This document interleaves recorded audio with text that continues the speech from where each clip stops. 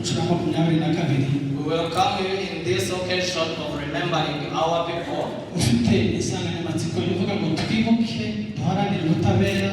which theme is remember and seek justice and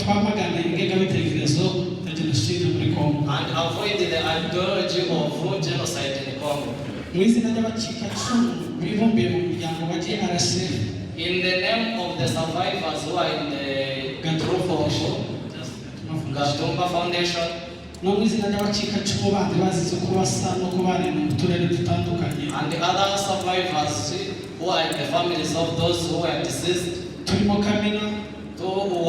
have Kamena, we have Kisangani, Kalemi, Kirumba, Bibogogo, Minembwe, Bombashi, in Kura,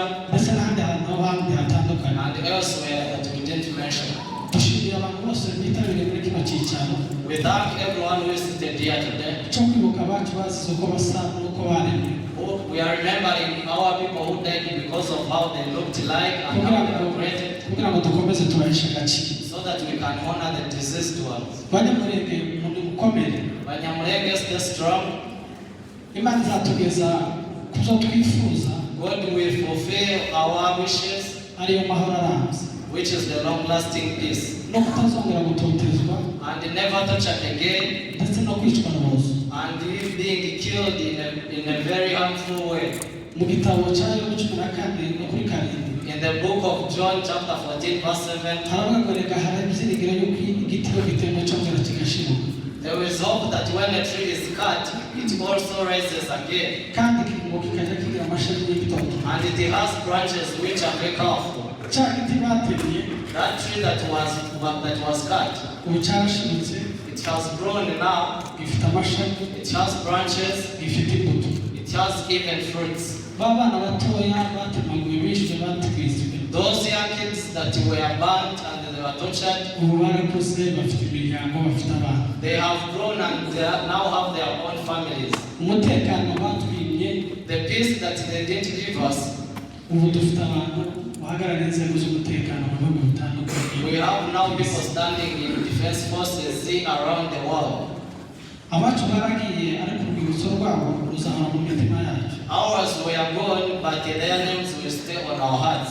What we are today, it is a picture that brings hope to tomorrow's days. May God welcome them in peace and give us the heart to unite, justice and long-lasting peace. May the nation stay strong. God will do the justice for himself. Thank you. I heard that there are some people from Gatumba who are around here today. If you are here, you can step forward and then we give the testimony when you're around. If you are there, you can step forward.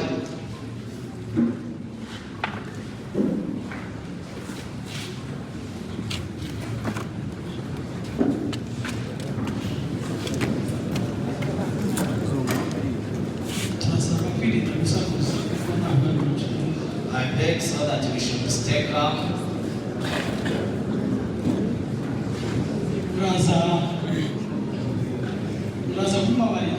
You will excuse me when you say that I'm being emotional. You will stay for me and excuse me.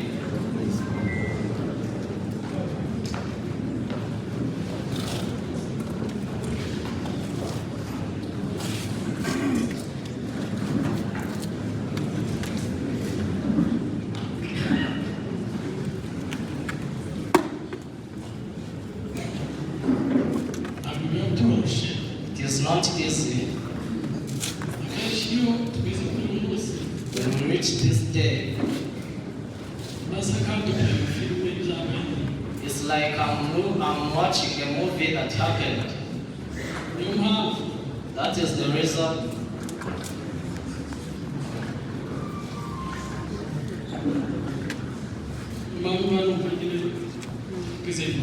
That is why sometimes I become emotional.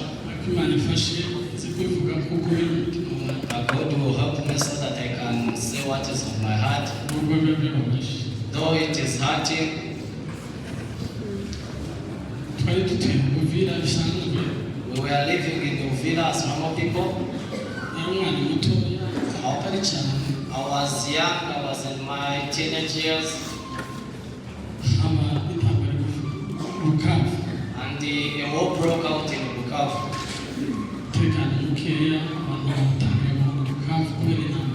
People started fleeing away because of wars, a lot of insecurity.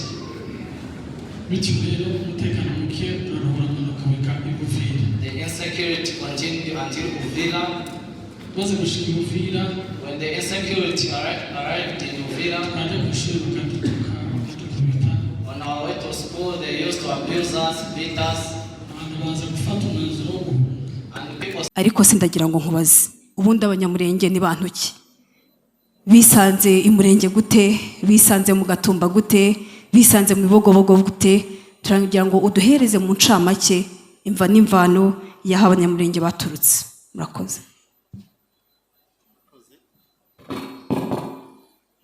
mwakoze umuyobozi w'ikiganiro mbere yo gusubiza icyo kibazo nagira ngo nunge mu ry'abandi banze nihanganishe abantu bacitse ku icumu Gatumba nibyo koko twese turavukana turi umuryango umwe nta munyamurenge n'umwe udafite uwe waguye mu Gatumba ariko hari abari bari mu Gatumba muri iriya joro ariyo mpamvu tugomba kubanza kubihanganisha nkomereza ku kibazo babajije ni ikibazo kinini ariko ndagihina ndakivuga mu magambo make cyane abanyamurenge ni bantu ki abanyamurenge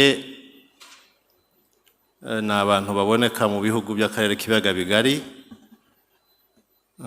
bakomoka mu bwoko bw'abatutsi muri Kongo ho gukoresha ubwoko ni bisanzwe batutsi bo muri Kongo mu burasirazuba bwa Kongo hari igihe abantu benshi bajya bakunda kuvuga ngo abanyamurenge n'abatutsi bavuye mu Rwanda bigashaka kumvikanisha ko basanze igihugu cyitwa Kongo kiriho kandi Kongo yabaye igihugu abanyamurenge bariyo aho baba bakomoka hose abanyamurenge ni bakuru kurusha Kongo nk'igihugu Kongo yabaye igihugu abanyamurenge basogokuruza bamaze imyaka myinshi wowe wabaza wese hano yagusobanurira akakubwira ibisekuruza ukumva ko kugera kuri 4-5 bose bari ku butaka bw'icyaje kuba Kongo kwisanga mu Gatumba bifatanye isano n'amateka yo kuvangurwa kuva abanyamurenge babaho abatutsi bose se muri Kongo turibanda ku banyamurenge kubera ko turimo kuganira kuri Gatumba ntabwo bigeze bemerwa kimwe nuko abatutsi bo mu Rwanda batemerwaga murabize amateka avuga ko ari abantu baje nyuma ubitekerereje muri context y'u Rwanda usanga itandukaniro hagati y'abaturage ryarareberwaga ku bintu bitatu icyambere ni isura no kuvuga aspect physique cyangwa physical features uko umuntu agaragara izuru indeshyo uko tugaragara icya kabiri ni umurimo wari ubatunze icyo bakoraga ushatse babyita profession hari abiswa ko bari aborozi abandi bari abahigi abandi bari abahinzi ariko iyo ubirebye neza ushaka kubichallenginga ugize critical analysis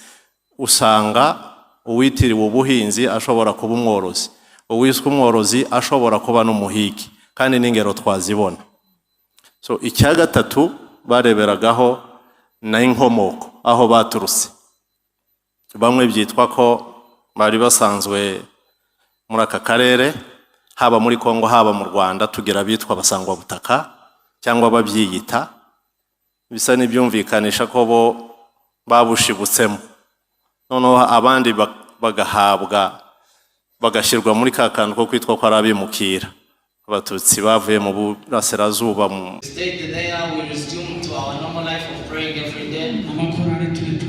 Even the choirs were practicing, the intercessors were praying. Even the other days we used to wake up in the morning and we used to have a morning prayer. After then we stayed. There were some people who used to come and raid cows. And then the cops told us that you should not fear. That when you hear them shooting guns, that you should have no problem, you should sleep. That it will be coming to raid cows. We are there, we shall protect. They used to come and shoot, if they go, they come shoot. And then the next day we used to hear that they have taken cows. It happened not once, not twice. On 13th,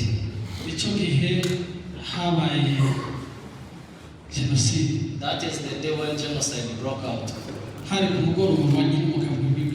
It was late evening.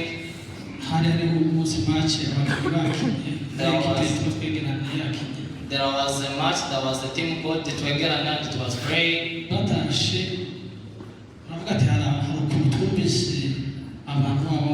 When they came home, they said that we had some people gossiping around. And there is a woman who went to the riverside. We had some bathrooms. When she came back, she told us that I have had some people talking about you. So people said that is how women fear. When there is something that it is happening, you start feeling it inside the body. When she came back, she told us. So people didn't take it, just people took it for granted. When it was like at 10 p.m., that is when they started shooting.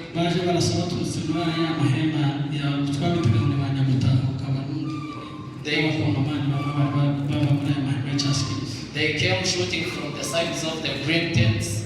They came from the green tents. They came shooting the white tents where the Banyamulenge lived. They shoot until they reached inside the tents. They were like in 3 groups. There were some people who were armed, they had guns. Others had bunkers to slaughter. And others had gas and fire even. Even they had drums. When they were saying that God has given you to us now. Because they had told us that we should not go away. And some people kept on sleeping, thinking that is how they are raiding cows. The reason why I move everywhere doing this for our people impamvu nzenguruka ahantu hose nkora ibi ku bwoko bwacu is because I am a role model. kubera ko ndi icyitegererezo. I have never gone to a university where there are no people who speak like me. ntabwo ndajya ahantu kuri kaminuza hari abantu batavuga nkanjye. Every country must develop its own culture. buri gihugu kigomba gutegura cyangwa se kurema umuco wabo. And culture should be by example. kandi umuco ugomba kubaho ari ntangarugero. I don't want to spend and take a lot of your time. ntabwo nshaka gutinda cyane ngo ntware umwanya wanyu.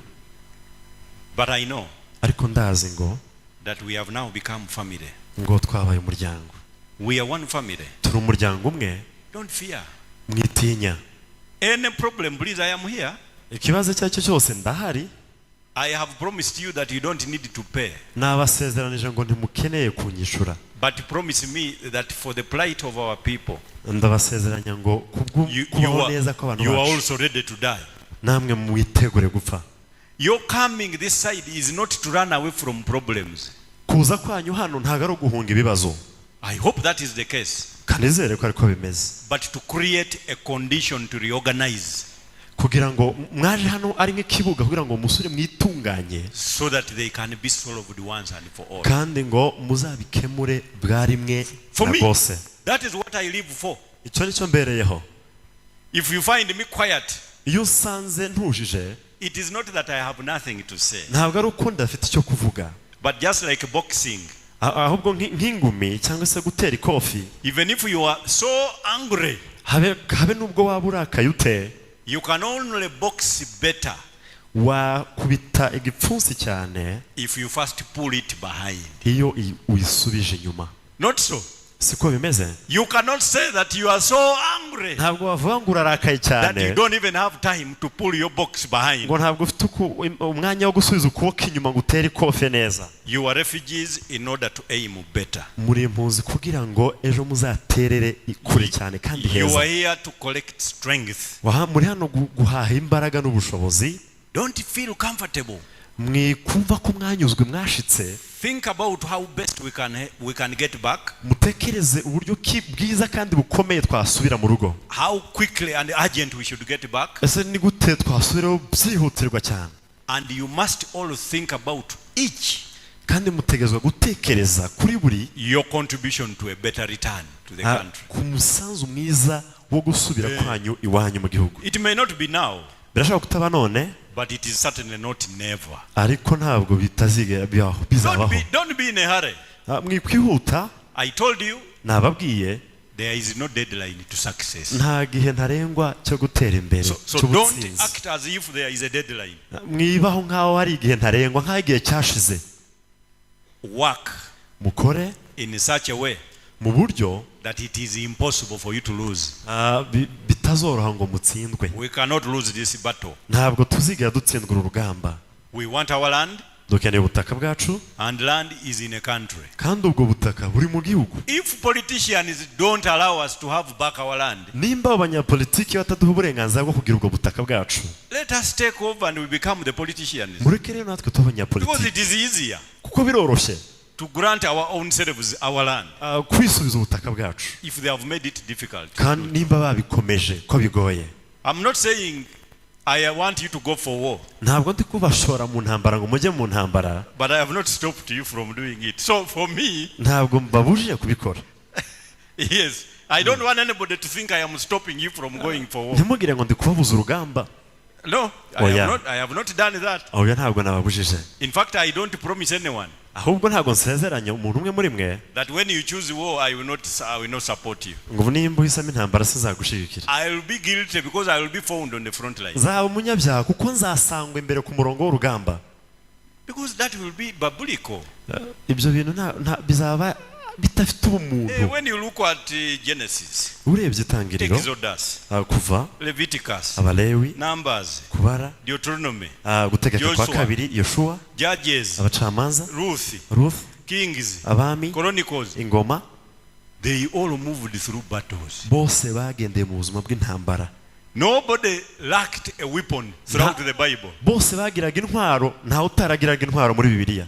So if you are very good servants of God, nimba muri abakozi beza b'Imana, we need weapons. Dukeneye intwaro. So whoever thinks I am telling you to go for war, nimba utekereza ko nkubwira ngo ujye ku rugamba, it is not true. Ntabwo ariko kuri. But whoever thinks I am stopping you from fighting, kandi utekereza ngo ndamubuza kurwana, it is also not true. kandi nabwo si ukuri. Me, I'm telling you to follow the Bible. Ndi kubabwira ngo mukurikize Bibiliya. Because that is who we are. Kubera ko abo nibo turi bo. I mean, if people say that fighting is bad, nimba abantu bava ngo kurwana ni bibi, because you see you will be in the bush, kubera ko mwabaye mu ishyamba, you will be sleeping in the bush, uzaryama mu ishyamba. But as cattle keepers, that is our destiny. Ariko nk'aborozi, aho niho imuhira. That is the true address. Aho niho iwacu hanyaho. For us, that is normal lifestyle. Aborozi ubwo nibwo ubuzima bwacu busanzwe, ishyamba ni ubuzima bwacu. Finally, nsoza, one thing you don't have to do now. Ikintu kimwe mutagomba gukora kuri ubu. When we are reorganizing to save ourselves, ubwo twitegurira kwitabara, please don't think of earning through the struggle. nta mwitekereza kwifashisha intwaro ubu nyine. It usually disturbs. Biratesha umutwe cyane. You know that for us of the cattle culture, muzi ko twebwe aborozi b'inka, even if you are so hungry, nubwo waba ushonje gute, you cannot milk a cow ntabwo ushobora gukama inka before it gets back home. Not so. mbere y'uko iza mu rugo. Siko bimeze. It is a sign of failure. Icyo ni ikimenyetso cyo gutsindwa. If however hungry you are, nubwo waba ushonje ute, you want to milk a cow, ukeneye gukama inka before it gets back home. mbere y'uko iva mu rwuri. Here it is a struggle. Ahangaha turimo guhatana. Don't expect to earn. Mwitekereza kubona inyungu. Don't expect good life now. Mwitekereza ko mugiye kugira ubuzima bwiza. Don't expect to be paid now. Mwitekereza amaronko kuri none. If they ask you to lift this and put it here, nimba bakubwiye guterura aka kantu kagashyira aha, don't ask for payment. wisaba amaronko, ifaranga, because you are trying to milk a cow uri kugerageza gukama inka before it gets back where? mbere y'uko igera mu rugo. Our focus should be home. Intumbero yacu igomba kuba mu rugo. Our focus is where the finger is pointing. Intumbero yacu naho urutoki ruri gutunga, not the size of the finger. Atari urusyo. They used to abuse us, beat us, and people started fleeing away. People started to decide to flee away. Those who managed went up hills, and the others crossed the channel to Burundi. In Burundi, we crossed. It was 9th June. When we reached Gatumba,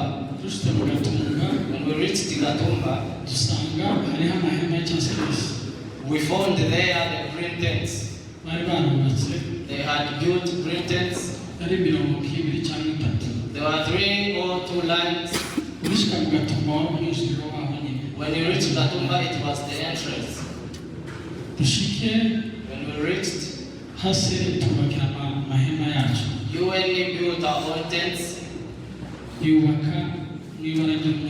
They built in the color of white. We had 4 or 5 lines. And we stayed there the whole night.